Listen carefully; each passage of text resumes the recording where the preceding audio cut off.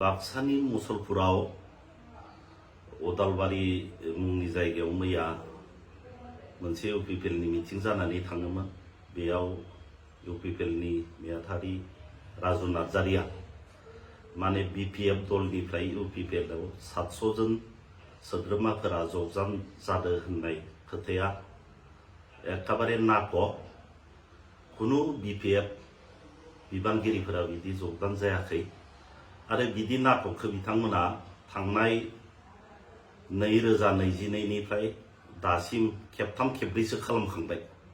आवगायबो अदालबारि बे गेलेग्रा फोथार कलागुरु बिष्णु राभा हाइस्कुलनि गेलेग्रा फोथार बेयावबो बिथांमोना मोनसे नाटक खालामखांबाय आरो अदालबारिनिनो फालक बङा होननाय बे इउपिपिएलनि अफिसाव बिदिनो मोनसे नाटक खालामखांबाय।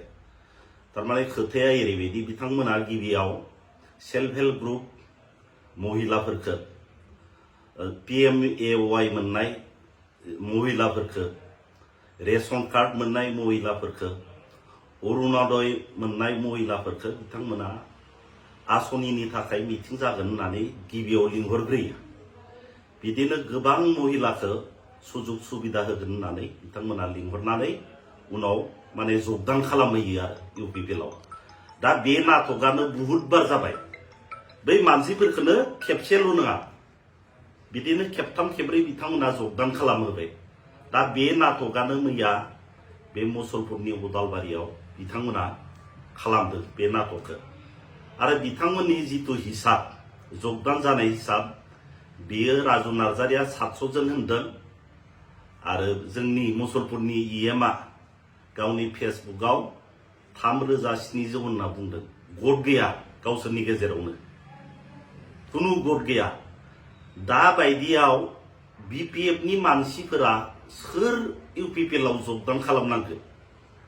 सरकारावनो जेबो गैला होनना मिथिखायो। दा सरकाराव जेबो गैया।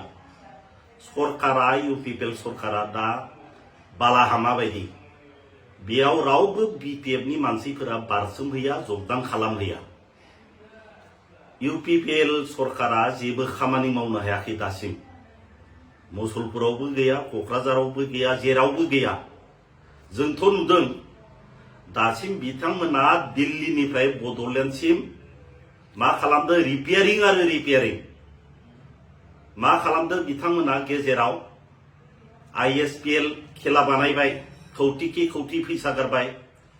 नलेज फेस्टिभेल बानायबाय, बेयावबो खौटि खरसा खालामबाय। नाथाय बै फैसाफोरजों बिथांमोना गोसो जायोबा दिल्ली मुम्बाइफोर बायदियाव बड'लेण्ड गेस्ट हाउस गोदानखौनो लुहैनो हायोमोन। दिल्लीयाव लुबावहैमोन गंसे गोदान बड'लेण्ड गेस्ट हाउस, मुम्बाइआव लुहैमोन गंसे नङा गंनै बड'लेण्ड गेस्ट हाउस लुहैमोन। मुम्बाइआव जोंनि गथ'फोरा फरायनो थाङो, साख्रि मावनो थाङो, खामानि मावनो थाङो, बेमारि थाङो, बेनि थाखाय गोनांथार बेयाव बानायै। बे गासैखौबो रिपेयारिं खालामबा बोरै जानांगौ जाखो? मा जौगानाय फैगोन? जोंनि मुसलपुराव जों दिनै नुदों मोनसे गोदान लामा गैया। सोलोंथाइ फसंथान आवगाय जि दोङो बेनो। दिनै बिपिएफनि सरकारनि दिनाव पलिटेकनिक कलेज जाबाय, गभर्नमेन्ट मडेल डिग्री कलेज जाबाय, डाइट DLED जाबाय, BEd कलेज जाबाय, हेन्डलुम एपारेल पार्क जाबाय, कोल्ड स्टरेज जाबाय। मुसलपुराव DC office, SP office, district library, judicial court गोबां फसंथानफोरबो जाबाय। दा बेफोरखौ गायसननांगौ, गोदान अनुष्ठान गायसननांगौ। बे रिपेयारिं खालामबाय थाबा जाया। दाउब' बायदि जमना थाबाय थाबा जाया। दाउब' बायदि जमना थाबाय थाबा जाया। गोदान आसनि लाबोनानै माव, रायजोनि खामानि माव, रायजोआ मोजां मोनगोन। मानो हाया? प्रमद बर'आबो बाक्सानि क'क्राझारनि नङा। दिनै मुसलपुराव सासे केबिनेट मिनिस्टार दोङो, UG ब्रह्म केबिनेट मिनिस्टार। सासे बिटिआरनि CMआ गोसो जायोबा मा हायो मा हाया। दिनै मुसलपुराव सानै EM दोङो, सासे स्पिकार दोङो।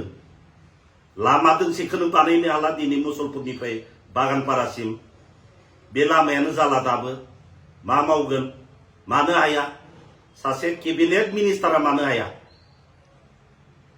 मावनांगौ देखायनांगौ रायजोनो मोजां मोनगोन रायजो राजाफोरा आं बेनिखायनो खावलायो रायजो राजाफोरा जोंनि बिपिएफआ रावबो इउपिपिएलआव जगदान खालामनाय नङा आरो खालामखायाखैबो मात्र सेल्फ हेल्प ग्रुप बै PMAY मोननाय बेनिफिसारिफोर अरुणोदयनि रेशन कार्ड हल्डारफोर बिथांमोनखौ लिंहरनानै मिटिंआव बिदिनो जगदान खालामबाय थायो खेबले खेबले जाबाय बेनो नाटकआ बेनि बाहेरै जेबो गैया